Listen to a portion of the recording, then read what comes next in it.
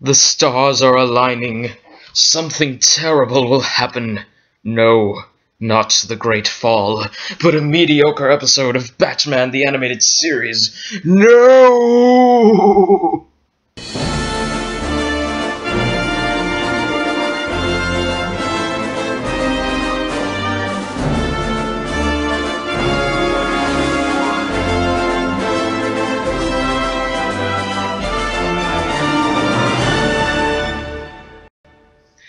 Prophecy of Doom has a really simple story that the audience has little investment in because the guest stars are not really interesting or unique, and the plot is not engaging.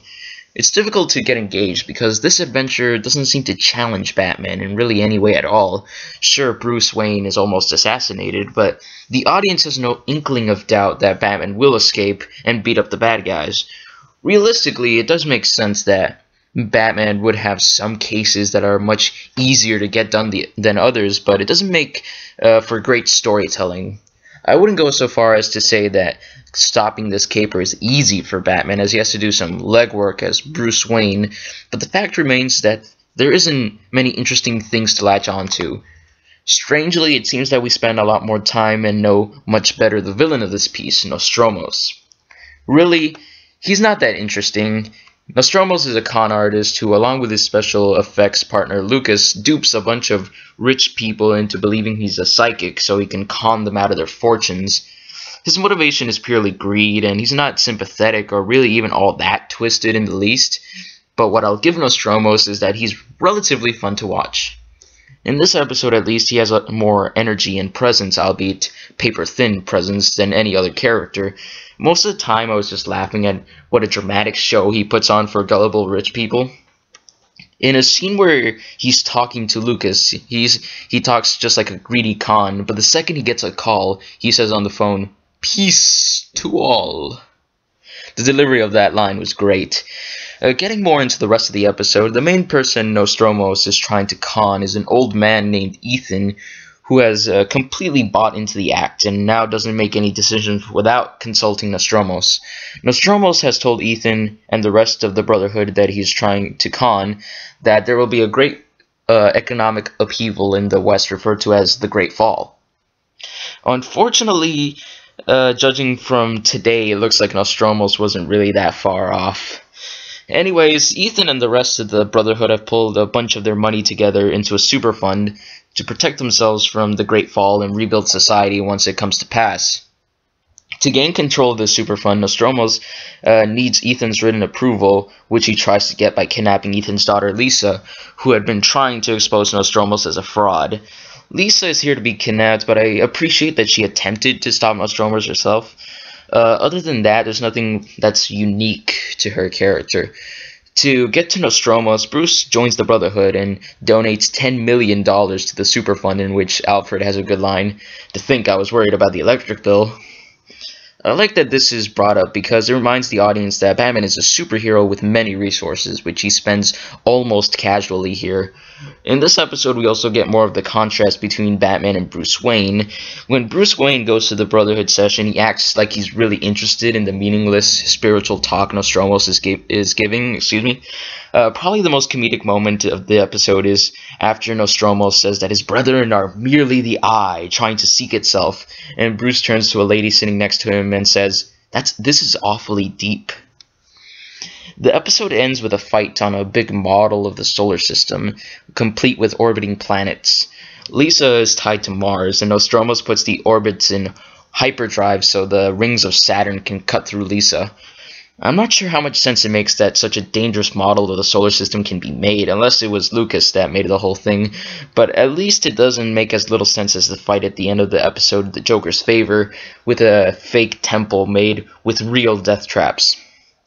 Batman saves Lisa and launches Earth at Nostromos, which is fitting justice. On the whole, I do like how the solar system was used for the fight at the end with some interesting imagery. Unfortunately, the visuals are also weak this episode. The animation is comparable to Be a Clown, with character models looking odd and lacking detail. episodes like this show the weakness of how the character models were made to look, such as Batman looking too bulgy. While the well-animated episodes make these models look great, part of the reason everything was redesigned for the final episodes was so it would always look consistent. I know many fans prefer the look of the series before the new Batman Adventures, but I don't mind because looking at the episodes like this, I can see Bruce Timm was right, and that the animation quality was often inconsistent, at least until the show became The Adventures of Batman and Robin, though those episodes never quite reached the heights of the best animated earlier episodes, such as Heart of Ice. The best looking moment in Prophecy of Doom is when Batman fights Lucas in front of big spotlights. I think under a different animation studio such as Spectre, who did Heart of Ice, this would have been jaw-dropping, but as it stands, it still looks cool seeing Batman fight a guy in silhouette. I'm going to get off topic for a moment, mostly because there isn't much interesting things to talk about in this episode. The animation quality of this episode intrigues me because it makes me wonder about the standard animation quality of superhero shows nowadays. It seems that the animation quality has both gotten worse and improved over the years. What I mean by this is that now superhero shows are much more consistent in the animation quality, and the characters often move very well. What have gotten worse are the character designs. I do know that character designs can't have too much detail, so animators can draw them consistently. But look at Young Justice, that has good-looking and detailed character designs. As much as I love both of these series, Spectacular Spider-Man and Avengers Earth's Mightiest Heroes don't have that. I also understand that sometimes character designs are styled a certain way if the rest of the show has a very stylized look. And maybe the quality of the character designs depends on budget, but overall, I just wanted to bring up how different animation on superhero shows has become. I'd say that, generally speaking, animation has improved much, but I just wish for character designs that are not so incredibly stylized for most of the modern series we're getting nowadays. Getting back to Prophecy of Doom, the voice acting is fine for all the regulars, though there are no real character moments that can make the acting stand out. Despite this, I'll reiterate that Kevin Conroy did a good job bringing more of comedic elements to the role this time around. The most interesting voice is Nostromo's, played by Michael Desbarres, who has done other voice work, but they have mostly been small parts like this one, and he is most known for his live-action roles such as on MacGyver.